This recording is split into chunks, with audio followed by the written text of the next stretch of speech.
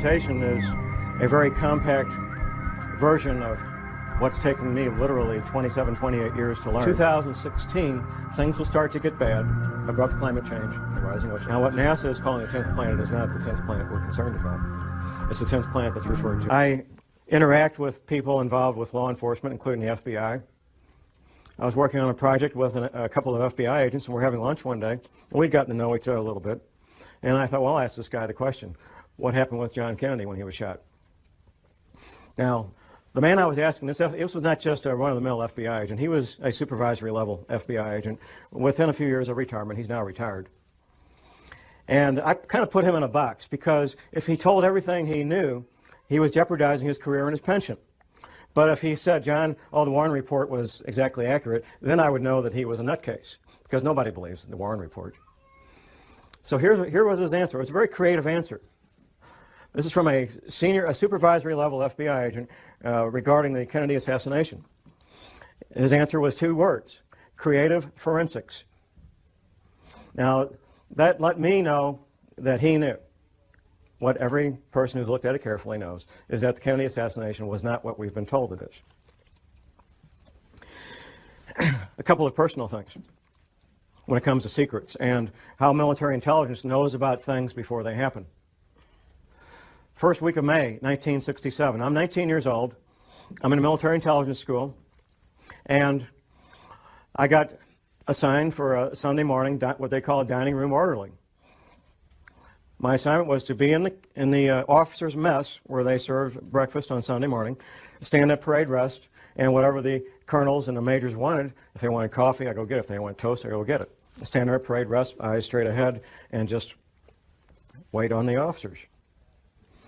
One colonel is talking to another colonel. Now, this is military intelligence school, and these are field grade officers in military intelligence. First week of May, 1967. One colonel says to the other colonel, you know, those Golan Heights are going to break loose any day now. First week of May, 1967. What happened 4 weeks later? The Six-Day War. Yeah, they knew. They knew.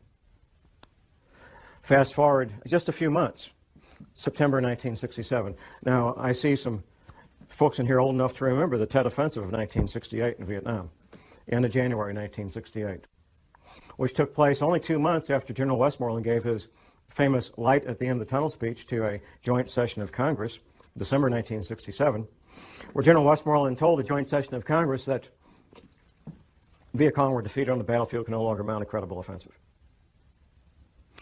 I get to Vietnam in 1967 in September. By the end of September, I knew about the Tet Offensive at the end of January 1968, 4 months before it happened, 5 months before it happened. I knew about it, and I was getting ready for it. Everybody else found out the last week of January 1968. You better betcha, the people in military intelligence, they know about things before they happen. I know about things before they happen, even now, because I've maintained my contacts inside military intelligence.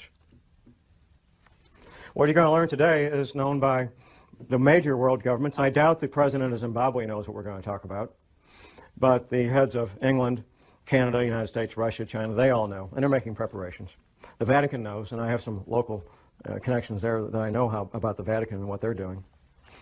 The Fortune 100 companies, they're getting ready and being prepared. My first-hand awareness began in year 2000. 2 different men, friends of mine, they're both researchers.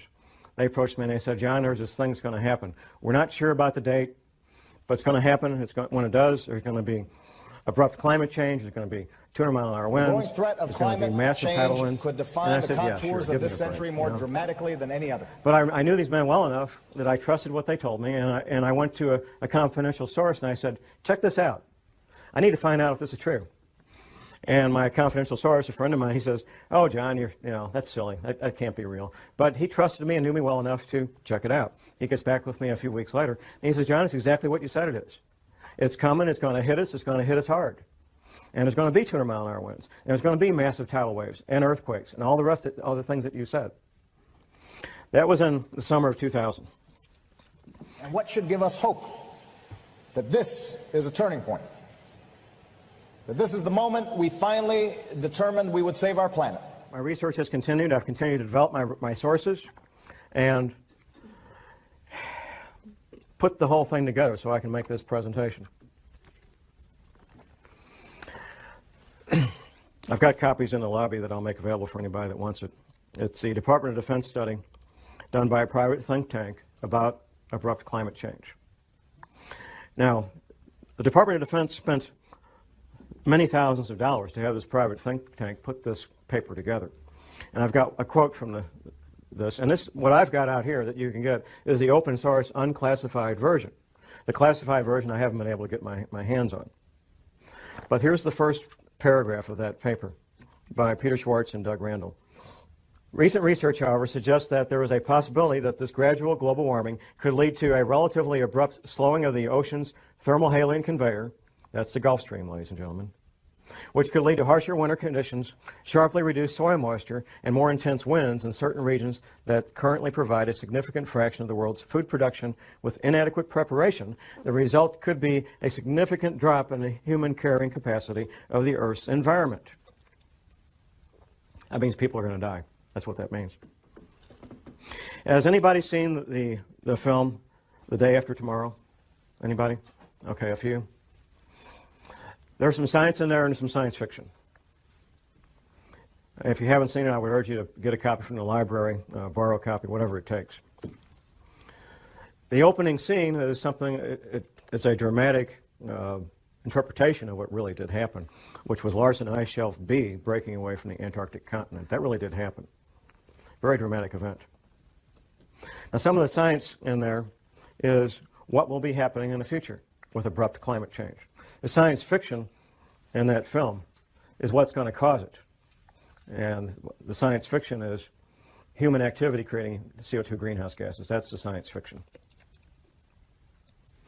There's three characters in that movie. They're oceanographers, and they're on a little island off the coast of Scotland.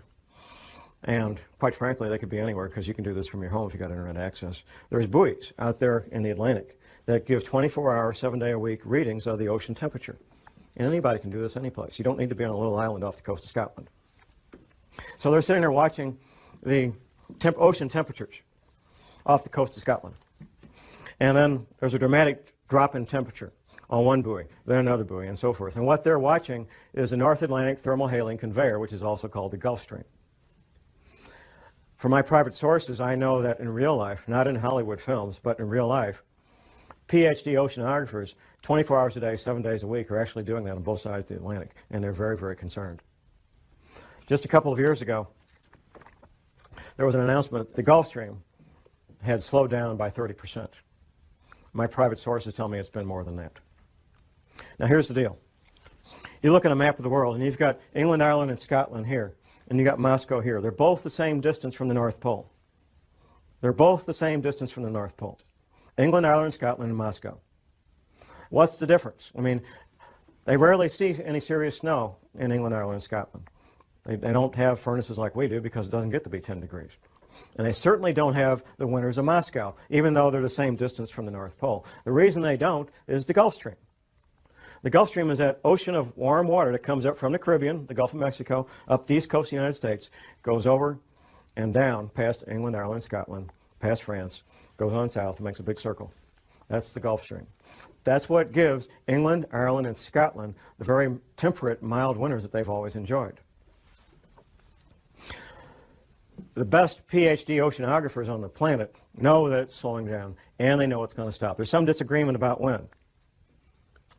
And because there's some unknowns that they have to try to do some guesswork. But here's what makes the Gulf Stream work. It's the salt content. It's the salinity of the ocean. The salt content of the ocean allows that big engine to pump that water up, go over and come back down and do that big circle of thousands of miles.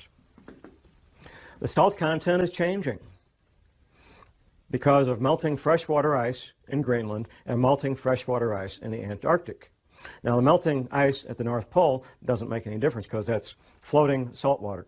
So it doesn't make any difference. When it doesn't change the sea levels, it doesn't change the salinity of the ocean. This fresh water being introduced into the ocean is reducing the salinity of the ocean. That's slowing down the Gulf Stream, and at some point, it will stop. 3 years, 5 years, 20 years, I can't tell you when. And the best PhD oceanographers on the planet can't tell you when. They can tell you it's about to happen, though. As I started tracking this matter of abrupt climate change and rising ocean levels, I incorporated into casual conversations with people I knew and came in contact with. I was having lunch one day with a friend of mine. This friend is a veteran of the U.S. Navy Submarine Corps. And I was talking about what would be causing this, because I did pretty quickly learn what would be causing the rising ocean levels and abrupt climate change. And my friend starts telling me what he heard at a classified U.S. Navy briefing. And he went on about how the Navy had told everybody in the submarine corps about rising ocean levels and what that would mean, and why Navy retirees should consider moving to the Arkansas, Missouri Ozarks, because the Navy was telling, and is still telling these men, that the Arkansas, Missouri Ozarks are one of the known safe havens when all these events take place. Later that night, I got home and I was thinking about our conversation, and something occurred to me that hadn't occurred to me while the two of us were together, and it occurred to me that we were talking about the same thing. I was talking about the cause, and he was talking about the effect. At that point, I also remembered a map that a patient of my wife's a chiropractor, had brought in and showed my wife back in the mid-'80s, of what North America would look like after the oceans rose to their new levels. Now, at the time, I thought, this lady needs a tinfoil hat real bad. That's the only thing I could think of. It was a beautiful full-color map done by a psychic. But I always remembered the map. I have a very good memory about things that I choose to remember. And I thought about this map, and I called my friend on the phone, and I said, I got this map. I want to send it a copy of it. I got a little copy I found on the internet, 4 by 4 inches. So I sent it to him by email. And my friend looks at it, and he says, well, from the Rocky Mountains east, it's very accurate compared to what the Navy showed us, with one exception. Wisconsin's gone on the Navy's map. Wisconsin is still there on Scallion's map, Gordon Michael Scallion, well-known psychic. And from the Rocky Mountains west, it's not even close to what the Navy says, not even a little bit close. So I went ahead and ordered a copy of Scallion's map, a full-size version of it, and I get together with my friend, and he goes over the entire coast of the United States, East Coast, Gulf Coast around Florida, down to Texas, West Coast on up to Washington. And he shows me in great detail where the Navy said the new shoreline was going to be. He also told me that the East Coast would take damage up to the Blue Ridge Parkway. Now, the Blue Ridge Parkway runs north-south on the east side of the Appalachian Mountains, about 100 miles from the coast. Now, you have to keep in mind, this is not John Moore. This is U.S. Navy in classified briefings telling these men what would be happening in the future. Since talking to my friend, I've also interviewed 3 more Navy veterans, 3-year tour of duty, and a third guy was a Navy veteran. 4th guy, actually. A friend of mine, he's a college professor, and I was at his college class on international relations giving a presentation on terrorism. The other presenter was this former intelligence officer. So we finish our presentation to college students on terrorism, and we go to a pizza place in Rolla, and there's 4 of us. Myself, I'm sitting here, the retired intelligence officer, his wife sitting next to me, and the intelligence officer himself sitting across from me, and my friend and college professor is right over here. Once I found out that he did a 3-year tour of duty with the Submarine Corps, I knew I had to ask the question. I might never see this man again in my life. I got to ask the question. Now, we haven't talked about rising ocean levels. And this you have to keep in mind, this is a basic tool of investigative work, is interviewing witnesses at different times and different places, interviewing witnesses that don't know each other. You want to get to the heart of a matter, that's the way it's done. You find witnesses who don't know each other that have the same information, and you interview them at different times and different places. So I asked him, tell me what you know about rising ocean levels. His wife sitting next to me, before he can even speak up, his wife sitting next to me says the following. We were on our last duty assignment, and we were at the Pentagon. Now, we've been all over the planet, typical military family, and we had to pick a place to retire. We chose the Arkansas, Missouri Ozarks because of rising ocean levels. I had my answer. I had my answer. We talked about that a little bit more. A few weeks later, I made a lunch appointment with him, and I brought the map with me that I'd revised after going over it with the first submarine veteran. I brought it with me. We met at Steak and Shake, had lunch, and I had him revise the map even further, getting a few more details in there. The third submarine veteran, retired submarine officer, he's one of my pistol students. We had lunch and we talked, and he says, John, I signed these non-disclose agreements. If I tell you what I know, I could lose my pension. I have to be out 5 years before I can tell what I know about rising ocean levels. I've only been out 3 years. I said, well, can you blink your eyes once for yes and twice for no? Then you won't be talking. He says, yeah, I can do that. The retired submarine officer verified what the other two submarine veterans had told me earlier. Word for word, detail for detail. And he also, this is the third man who had chosen the Arkansas, Missouri Ozarks for his retirement home. The Prophecy Club, a Christian group out of Topeka, Kansas, they sent me on a nationwide speaking tour in 2005 on this topic. And I'm up in Detroit speaking on this. On one of the breaks, I have a man walk up and introduce himself to me. He says, John, I'm in the insurance industry. And we've wondered for years, us in the insurance industry, why is there such a cluster of retired Navy people in the zip codes of the Arkansas, Missouri Ozarks? Now I know. Now I got my answer. The Navy knows. Another pistol student of mine, retired Navy guy, I said, what's the altitude of your new home? He told me to the foot the altitude of his new home. How many people can do that? Almost nobody. He told me to the foot the altitude of his new home in the Arkansas, Missouri Ozarks. Absolutely he did. How many planets are there in our solar system? 9? Okay. NASA. Never a straight answer. NASA. July 29th, 2005, announced the finding of the 10th planet, named Xena. Do a Google search. They did. Don't take my word for it. NASA announced the finding of the 10th planet, named Xena, 29th of July, 2005. Parade magazine and the Sunday newspaper. It was the front cover of the January 15th, 2006 edition. A friend of mine, I started telling him about these matters in 2004.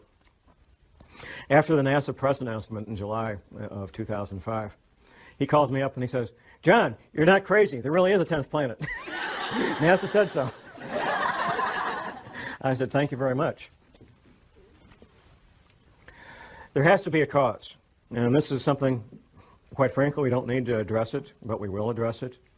The cause is the 10th planet. Now, what NASA is calling the 10th planet is not the 10th planet we're concerned about. It's the 10th planet that's referred to in the Bible, also called wormwood. The closer you are to the current equator, whatever that might be, the better off you are when these things happen, if there's a pole shift, because your climate's not going to change all that much. If you're in Miami, Florida, and we have a 20-degree pole shift, you're not going to end up with a really, really bad winter. You're going to have a mild winter. But if you're in Maine, and you got a 20-degree pole shift, you could end up with the weather of Siberia real easy. And when this 10th planet comes through our solar system every 3,600 years, it just causes severe problems on our planet. Interacting with the Earth, electrically and with gravity both.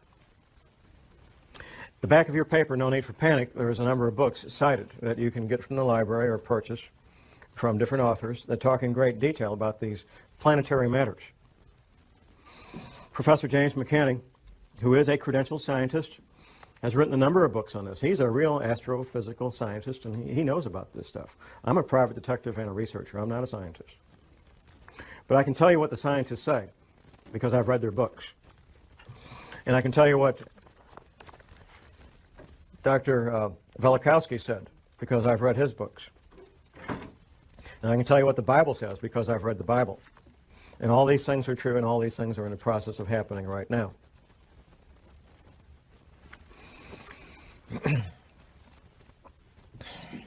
It took me a while to figure this out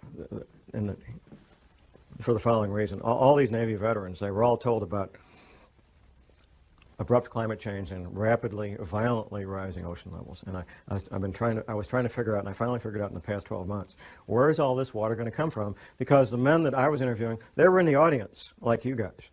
They weren't the scientists. The Navy just told these men in these classified briefings what would be happening. They didn't tell them how or why. They didn't need to know. They told them what would be happening. They told them that these oceans would become violent and have massive, violent tidal waves that would wipe out all areas near the coast. Up until last year, I was thinking, oh, melting ice at Antarctica, melting ice at Greenland. But how could it melt that fast? Well, it can't melt that fast, even with what we're going through. It turns out the answer was right in front of me all the time. There's a quote from Velikovsky that I'll be reading here in a moment when we get to it.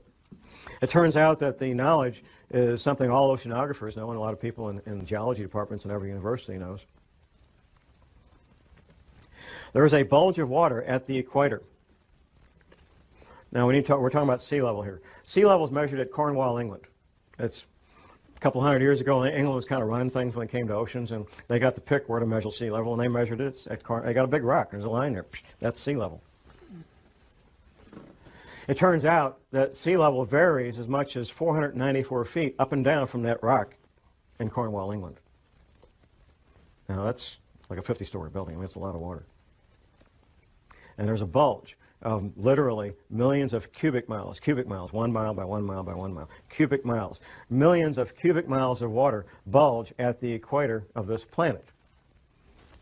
It wasn't common knowledge for John Moore, I found out. It's not common knowledge for most people. It's held in place by two things, the rotation of the Earth and gravity.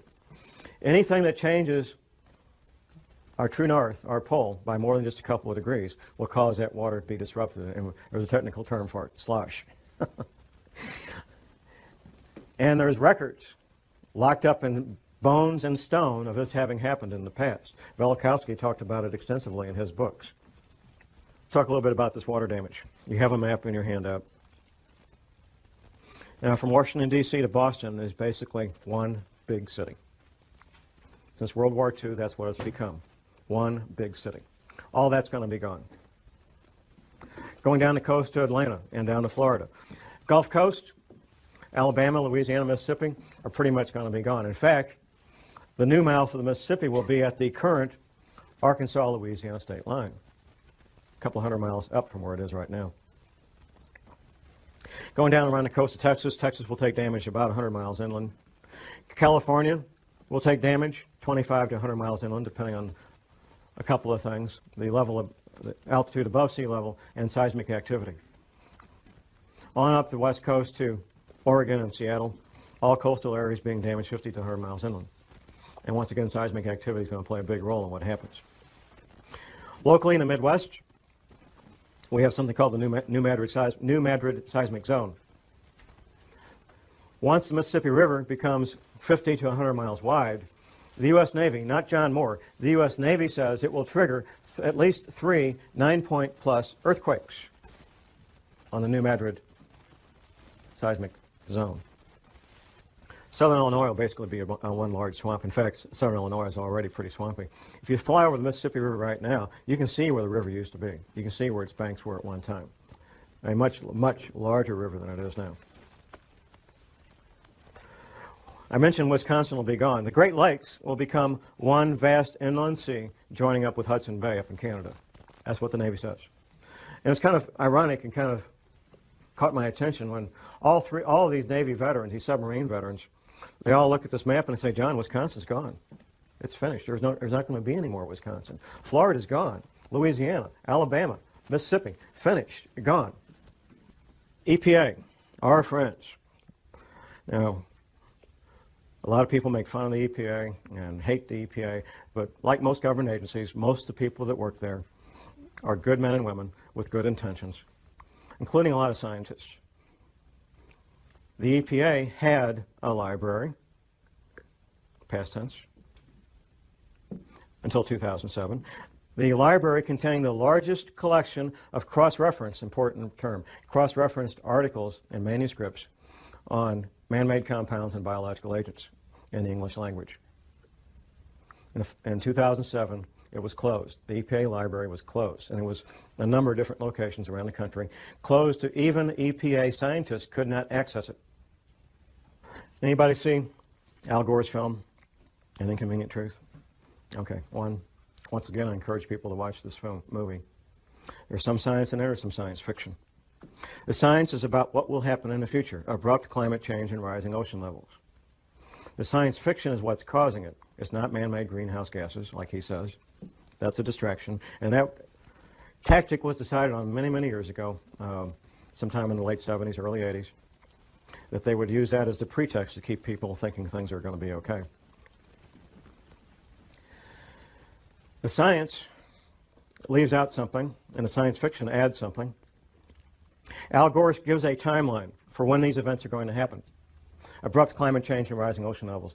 The timeline that Al Gore gives in his movie is the same timeline that the federal government gives out through the NASA Goddard Space Flight Institute. Say that fast 10 times. The NASA Goddard Space Flight Institute, which the Queen, Her Majesty, visited last spring when she was in this country, by the way, because she's got taking a sudden interest in science. Jim Hansen is the director of the NASA Goddard Space Flight Institute, and the timeline he puts out and the timeline Al Gore puts out is the exact same timeline, and here it is. It's kind of clever what they did in the movie, the way they said it. But in 2016, things will start to get bad, abrupt climate change and rising ocean levels. Exact same timeline put out by the federal government through NASA. NASA is part of the military, by the way. If you notice, these space flight shuttles go up, captain this, lieutenant that, colonel, I mean, it's the military. It's always been the military.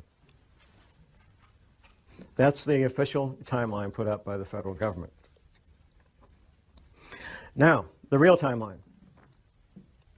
I found out through my confidential sources what the real timeline is, and I found out why they're doing what they're doing right now, moving the CIA from Langley, Virginia to Denver right now.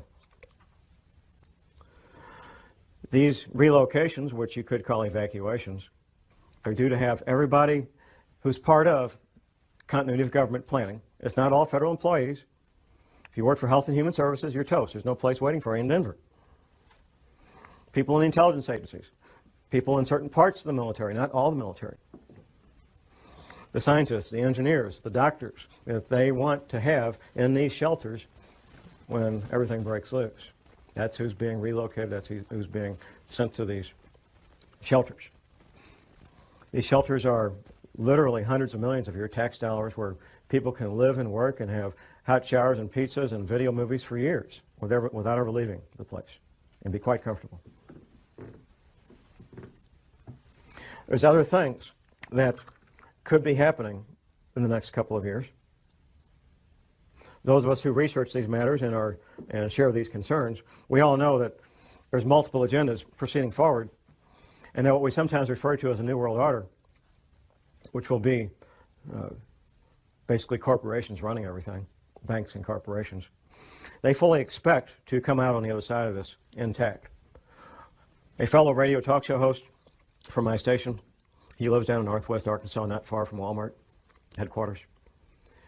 He says, John, I get plain brown envelopes with no return address sent to me from people that work inside there at middle and upper management levels, giving blueprints of the shelters that Walmart's built for their people. They expect to come out on this. Another friend of mine was working with a Catholic group here in St. Louis, and his job was to help set up military-grade radio communications between the Vatican group in St. Louis and the Catholic group in St. Louis, excuse me, and the Vatican. Military-grade, two-way communications. We're not talking 10-4 good buddy CB stuff. The real military-grade radio communications. The agendas of the people that control the world, the international bankers and the Fortune 500 and so forth, is to have a planet with far less people on it than there is now, either inadvertently through these earth changes or by design, through World War III, a flu pandemic, or severe economic collapse leading to societal disruption, or all three happening at the same time. These are all matters that could be happening in the not too distant future. I refer to what we're living in right now as phase one. Phase one is where normal commerce takes place. We can have our careers, interact with our families and our social events that we normally do, and life appears to be normal. The powers that be are using phase one to finish their final preparations. This shelter I talked about here at Weldon Springs, Missouri, it took almost twice as long to build it as they anticipated. They kept running into the various problems that any construction project has, but they got it built. And they're using these remaining months to finish up whatever final preparations they need to get their people in place and get moved. Phase two will be when these earth changes events, abrupt climate change, bizarre weather, earthquakes, tidal waves, all become so numerous that they become daily news. In fact, When I meet people out in the street, almost everybody comments on how bizarre the weather has become. And that's pretty much a topic of daily discussion. The government, the powers that be, will claim that these bizarre weather-related events are related to global warming. And when they're happening, that we need to start cutting back on our creation of CO2 greenhouse gases. Since I've been watching these matters the past night, we're off to the races.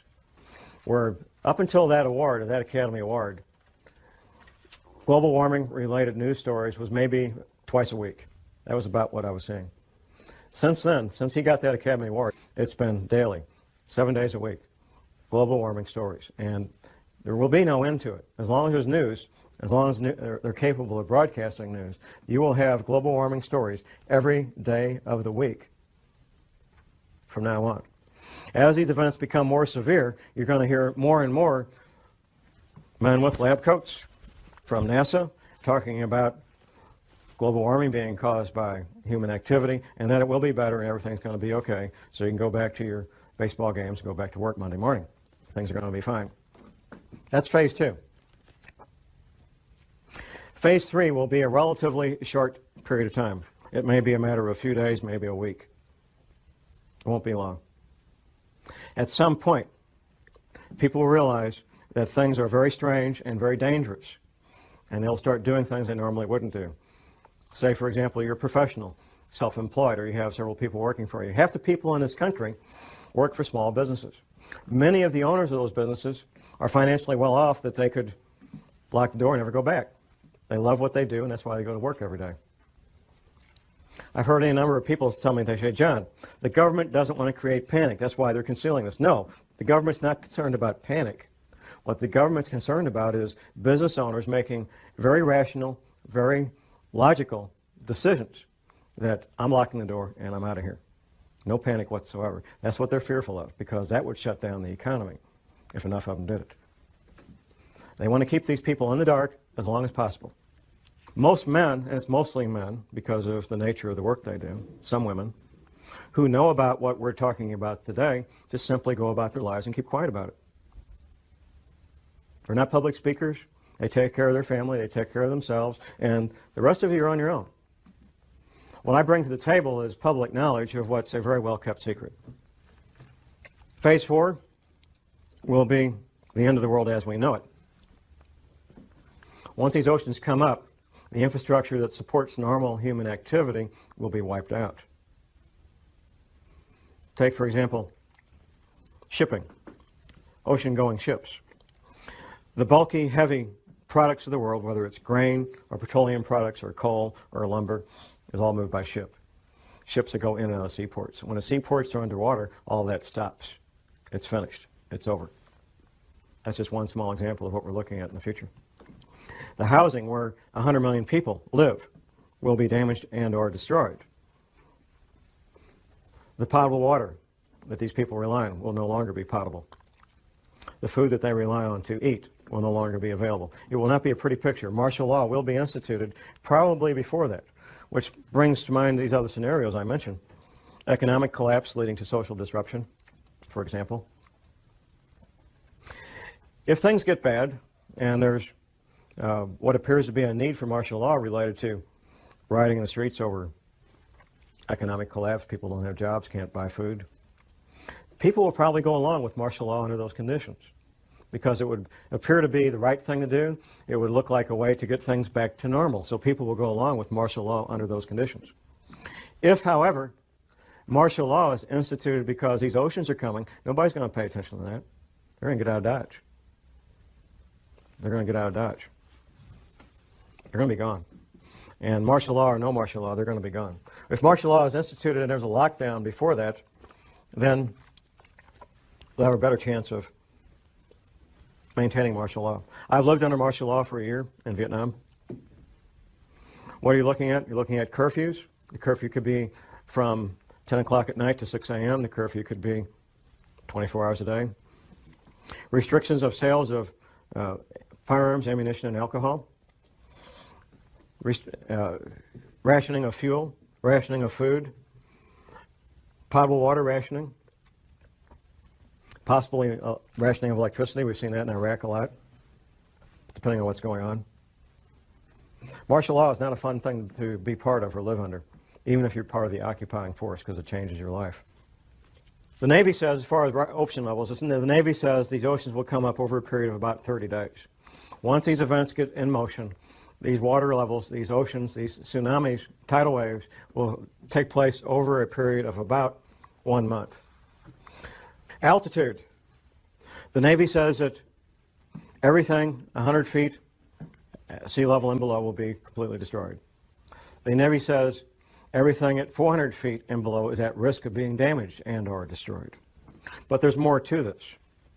There's how close you are to densely populated areas. Now, the Appalachian Mountains, for example, in North Carolina and so forth, would be highly desirable places to be if it wasn't for being so close to literally tens of million people who are going to be hungry and without potable water and without electricity. That's what makes those areas undesirable, even though they will be safe in terms of geology and rising ocean levels. There was a question about money and keeping money and so forth. The American dollar is in severe crisis and is at risk of no longer being the reserve currency of choice for the countries and the major banks of the world. Dollars, if you call dollars money, you would be well advised to maybe be looking at something else for money, to store up value for future use, possibly gold coins, possibly silver coins, to store up a lot of value in a compact area, compact space. Before, however, I would get gold coins or silver coins, I think I would look at other aspects of preparedness, and that's why I want to focus on the final part of this presentation is preparedness. So let's look at the stepping stones, the building blocks of preparedness. First of all, and most important, is spiritual preparedness. I'm not ashamed to admit that I am a born-again, Bible-believing Christian. I know from interviewing and studying what happened in World War II that our American POWs who were incarcerated in POW camps in World War II, our American POWs who had strong spiritual beliefs, were far more likely to survive what went on in his POW camps than those who did not. Eating the same food, having the same medical attention, doing the same work, wearing the same clothes, living in the same buildings. Those who had a strong spiritual foundation were far more likely to survive those conditions. We know that for a fact. It's not my job to tell you what your spiritual beliefs should be. My job is to tell you need to have strong spiritual beliefs, whatever that might be for you. Next comes skills. And there's a lot of skills I'm going to advocate. I'm going to look at my list here so I don't miss any of my list of skills. And I'm going to come back and read you what Dr. Velikowski wrote about what might happen. The skills of a farmer, a gardener. You will be growing your own food. The skills of a paramedic. Now we get so used to if somebody gets injured, we dial 911. And in a few minutes, there's a wonderful, shiny ambulance with these highly trained technicians. They got all the stuff they need to save life. In a future where things no longer work like we're used to, you're going to be your own paramedic, or you're going to sit there and watch your loved one bleed to death from a chainsaw accident or whatever it might be. An EMT course is 1 semester at your local junior college. You don't need to worry about passing a test unless you intend to be a paramedic or an EMT. You don't need to worry about taking a test at all. You want to learn the skills, and you want to get a kit equal to your skill level. Now, the paramedic training is 3 more semesters of college on top of that first one, and then you'll have a skill level almost equal to a medical doctor when it comes to emergency medical treatment. The skills of a ham radio operator. Now, I've been in places, I've been in combat, and I know what it's like not to know what's going on. Being able to instantly and effectively communicate with your friends and loved ones, and we found this out during Hurricane Katrina, two-way radio communication that you control could mean the difference between life and death. In Hurricane Katrina, it was a matter of life and death for many people. The ability to communicate with their loved ones, let them know they were okay, ask for help, or be able to give help. The skills of a backpacker, being able to carry everything you need on your back, your shelter, your clothing, your hygiene needs. Being able to clean yourself out in the field, prepare food out in the field, and do so in a manner that doesn't make you sick. Being able to take water out of a stream and filter it so you can drink it without getting sick. All the things that a backpacker knows, the skills of a soldier. In a severe crisis, like Hurricane Katrina, for example, you're your own cop, you're your own soldier, or nobody's protected. That's what it comes down to. You become your own soldier, you become your own police officer, and you protect your loved ones because of these skills that you learn. Animal husbandry. In a severe long-term crisis, having goats and sheep and chickens and ducks and rabbits can mean the difference between a fairly good and healthy diet and one that's terribly lacking in protein. It's extremely difficult to get the protein you need from an all-vegetable diet. Extremely difficult. The skills of a carpenter, of an electrician, of a plumber. Things that we may call up a professional to do now, you will be on your own to make these repairs. The skills of an automobile mechanic. All these skills take years to learn, and you can't learn them out of a book, at least not and be very effective. There's some things you can learn out of a book, but without practical application, you're just guessing on how this stuff works.